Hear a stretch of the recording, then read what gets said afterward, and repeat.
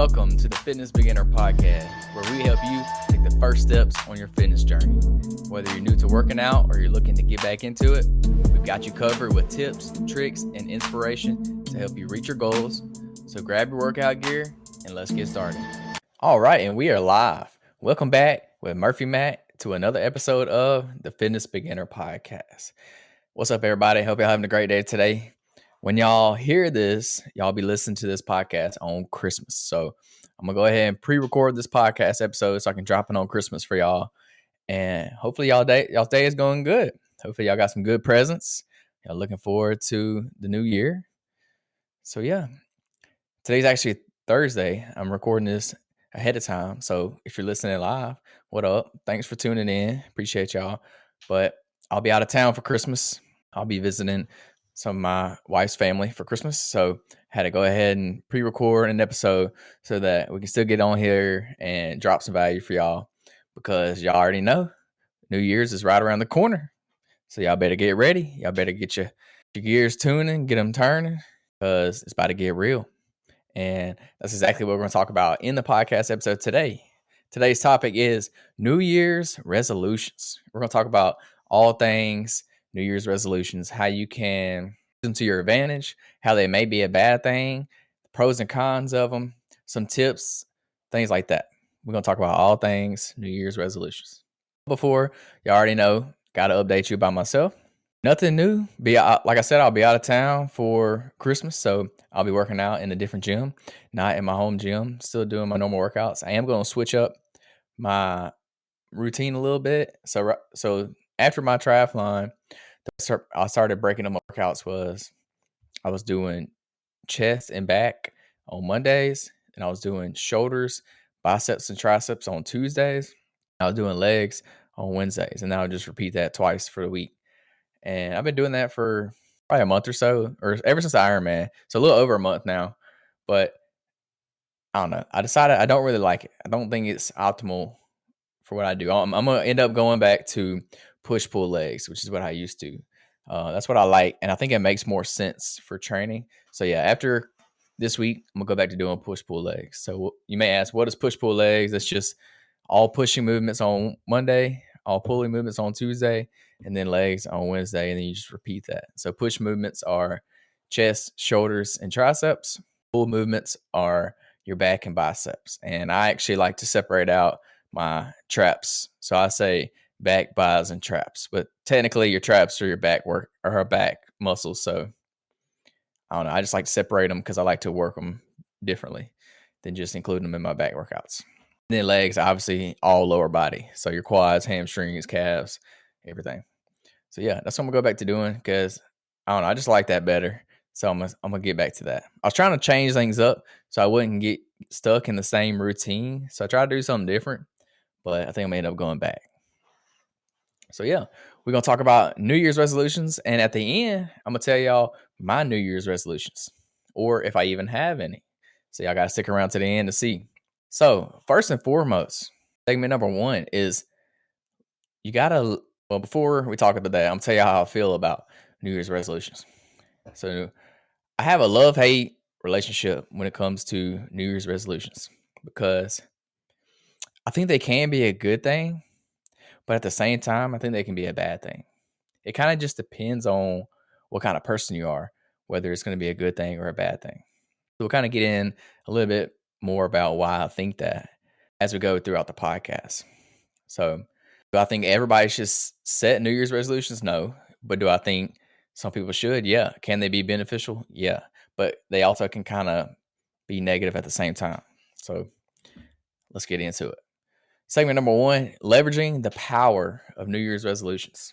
So New Year's resolutions can be powerful because they're huge motivators. It's huge motivation time to start your fitness journey or start a new goal or start whatever you're trying to accomplish at the new year, because guess what? New year, new me. You start with a clean, fresh slate, and it's a great time for personal improvement. Just because it's a new year, it's day one, it's 2023 is in the past. We're now in 2024. So 2023 was a different you that's going to be in 2024. So new year, new me. Everybody knows the saying. Y'all know how it goes.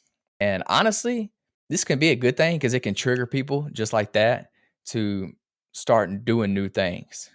But it's kind of a problem at the same time because why do you have to wait until a certain day to start doing something new or to start doing something different? And most of the time, if we're being honest, people don't. They say they're going to, they may do it for a week or for a month, but eventually they're going to quit and they're going back to doing what they're doing before. So this is kind of why I don't believe in New Year's resolutions, but again, at the same time, it actually does like spark a fire into some people. Like some people actually do stick to it.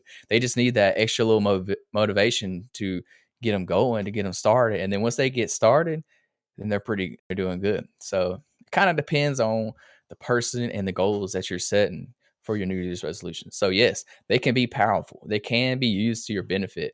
You can see a lot of progress, but at the same time, don't use these as an excuse to put your goals off until later. So for example, 6 months from now, when it's June and you want to do something new, well, you got to do it right then. You can't wait another 6 months until New Year's again to start something new. So don't use them as like a crutch. Don't wait until tomorrow or till New Year's to start something new, to set new goals, to start working towards your goals. Like it shouldn't have a certain day of when you can start. A lot of people wait for this so they can actually begin something new or start to get in shape or to lose weight or to start that new goal or dream or hobby that they've been trying to start for years. And they just think all of a sudden, yeah, January 1st, I'm going to start doing that. Well, let's be honest, you're probably not. If you're waiting that long to start on January 1st, I mean, do you really want it that bad? Like, is that really one of your goals? Is that something that you really want? If it was, you wouldn't be waiting until New Year's to start it. You would have already started it. But sometimes it can help people. Sometimes that's that extra little gear that they needed to get them going, an extra little kickstart. It can kickstart your goals and get you in momentum. And then once you create that momentum, you can ride it out. So there's both sides to every story here. And you'll see that I don't lean either way, really. Like I'm for them, but I'm also against New Year's resolutions at the same time.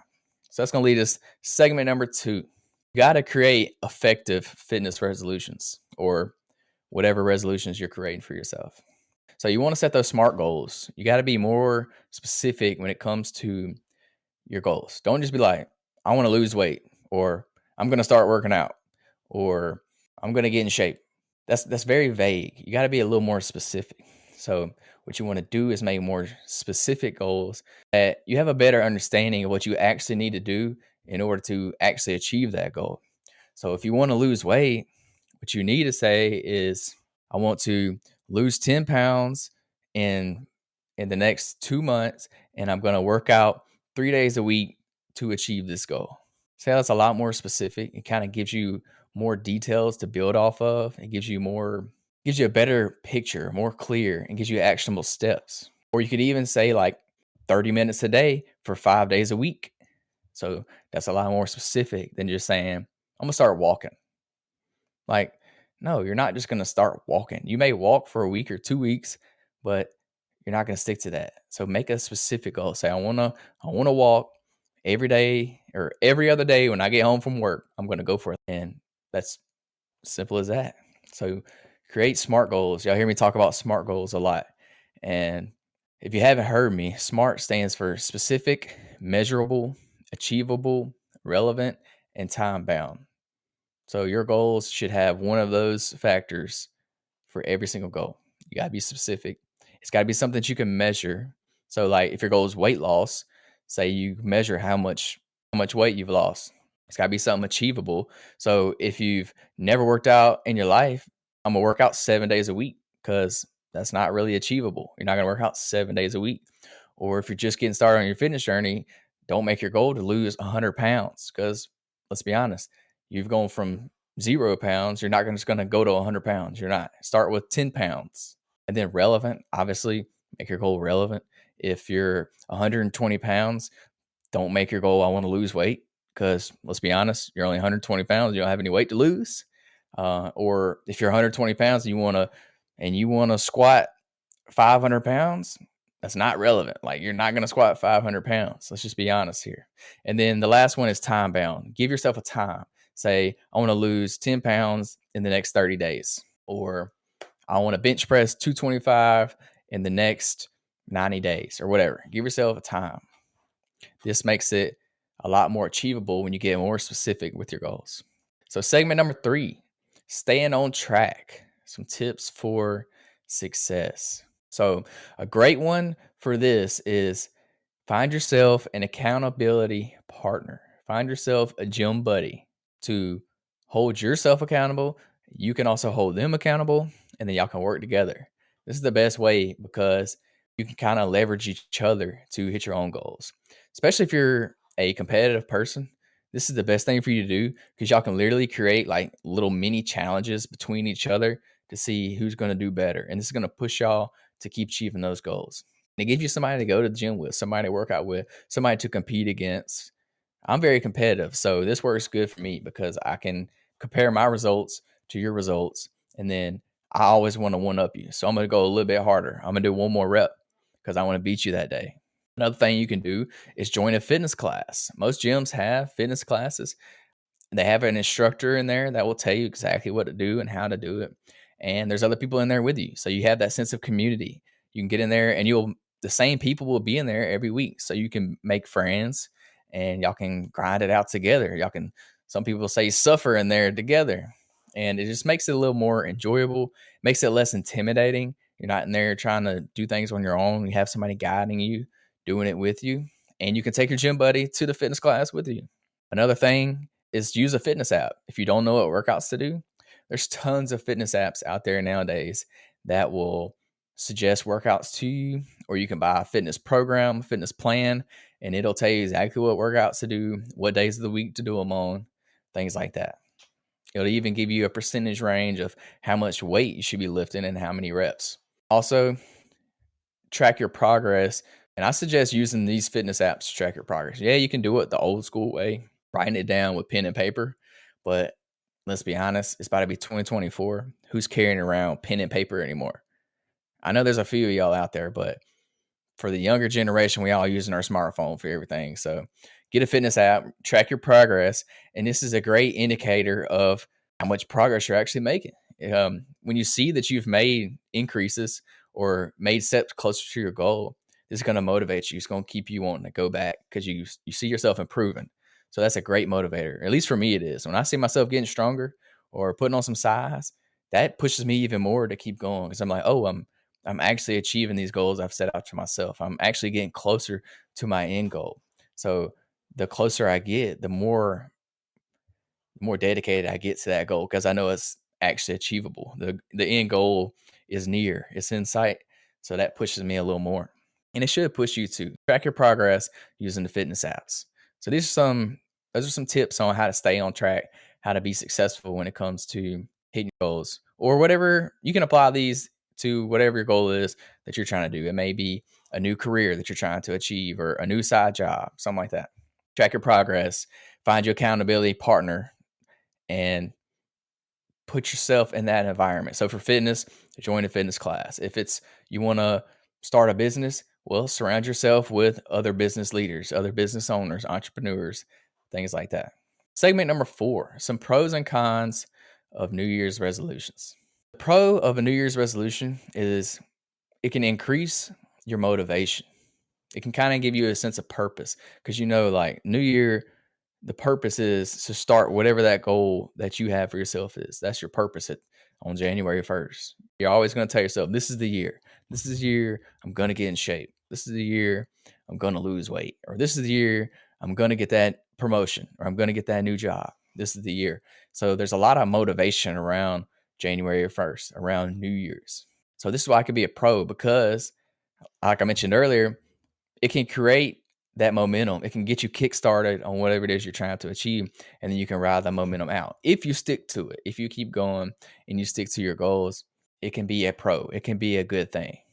It can also improve your self-esteem. It can improve your confidence when you're achieving these fitness milestones. So when you lose that first 10 pounds, it's going to boost your self-esteem. You're going to feel good about yourself.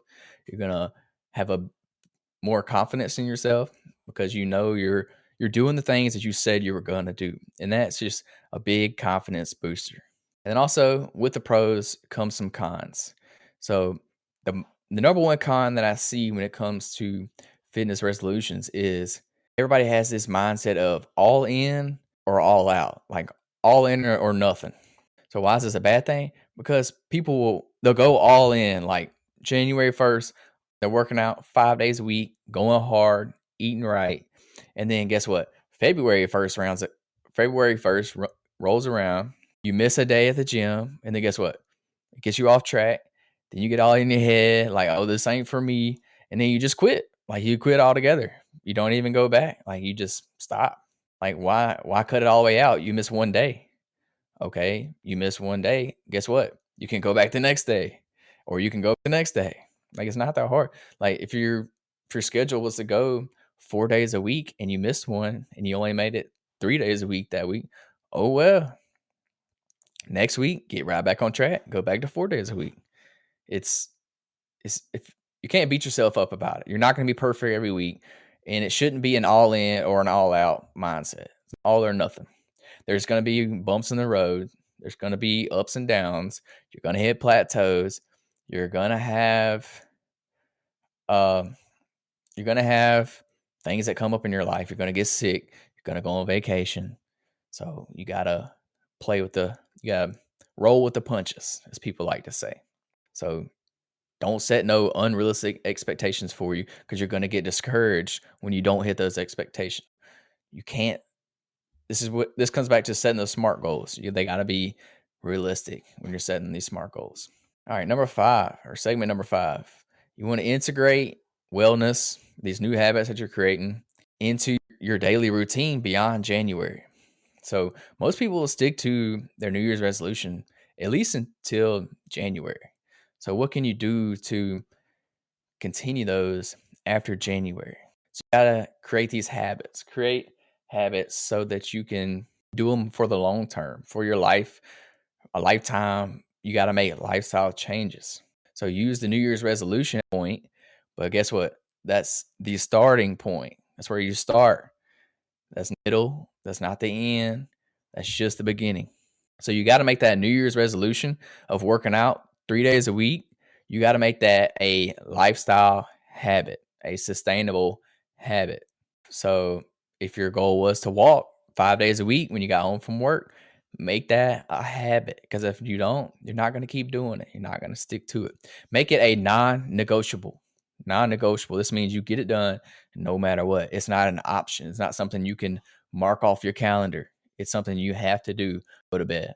So January is a good time to create these habits. So start doing these things. And this is why New Year's resolutions can be good for you because it can kickstart those habits. It can get you on the right track and hopefully develop these habits over time.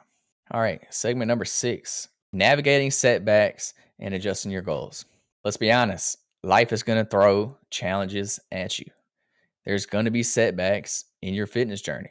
And that goes for everybody, for me, myself as well. Like everybody's going to have setbacks. You're going to get sick and miss a whole week. You're going to go on vacation. You're going to have a family member pass, or you're going to get married or something like that. Like you're going to do things that get you off track. It's going to be a challenge. You got to roll with the punches, navigate these, bounce back. The comeback is always better. These things are going to ruin your workout plans. They're going to ruin your goals sometimes. So you have to adjust. You may have to adjust your goal completely. You may have to adjust your workout plan completely. You may get a new job, so your schedule changes.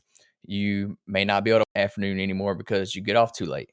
Well, guess what? You got to change it up to where you're working out in the mornings now. You got to work out before you go to work, or thing to that effect. Anything that can change up your daily routine, your schedule, maybe things you're eating. You may develop diabetes or something. You can't eat certain foods, or you may get allergic to certain food. You got to change up your diet. So there's going to be setbacks, period. No matter what it is you're doing, no matter what your goal is, no matter who you are, no matter how old you are. So don't let these setbacks just completely kill your dreams, your goals. They're going to happen. So don't beat yourself up about them.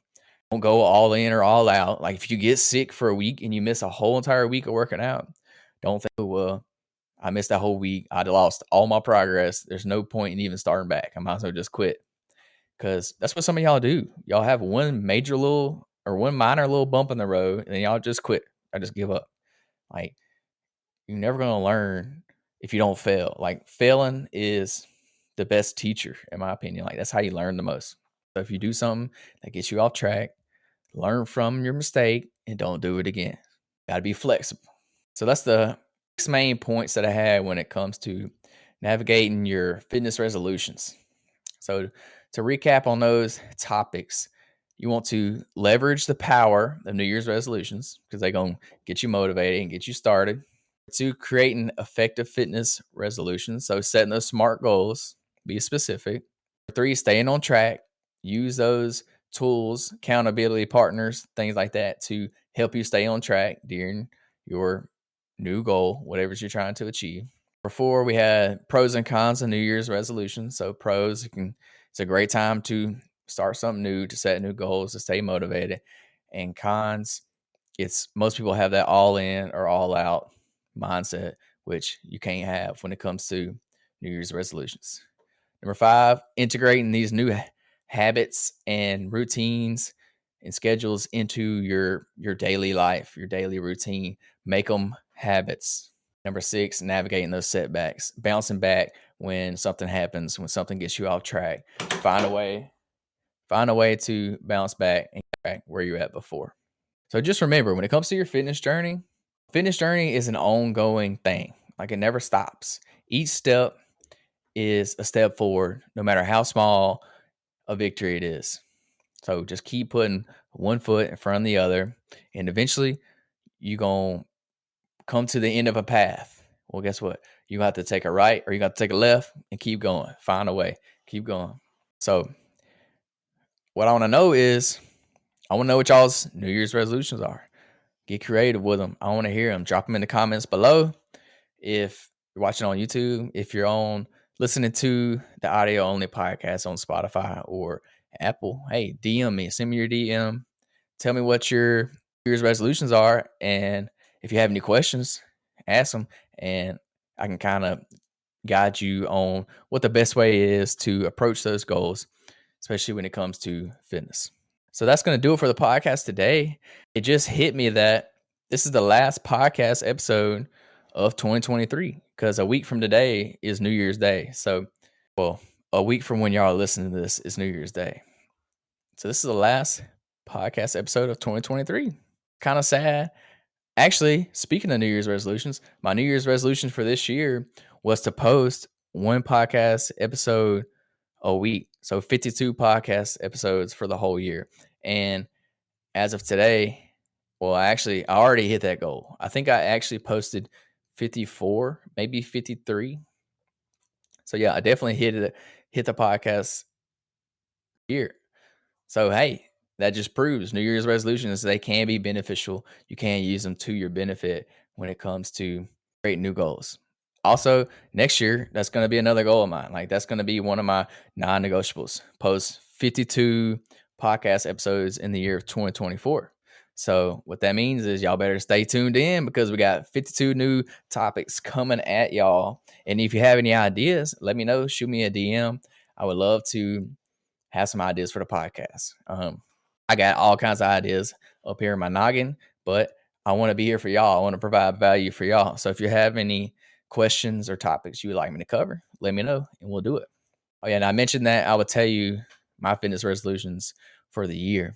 And I told y'all one about the podcast. I want to start my YouTube channel.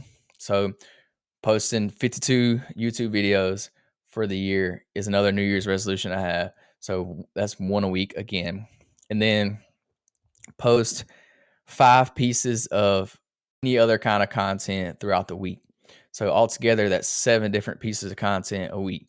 What I was thinking is maybe like 3 short videos a week and then like 2 written posts, or may do 5 shorts, and it don't matter. I'm just 5 any other kind of content that I can provide some value to y'all on my social media. So that'll be 7 together with the YouTube video and the podcast. That'll be 7 pieces of content every week for the year. And that's kind of my content creation resolutions for the year. Another one I have for my personal development is I want to read at least one book every month. So I'm not a big reader. I never read. I don't like it. So my goal for next year is to read one book a month. So 12 books for the whole year. I think that's very doable.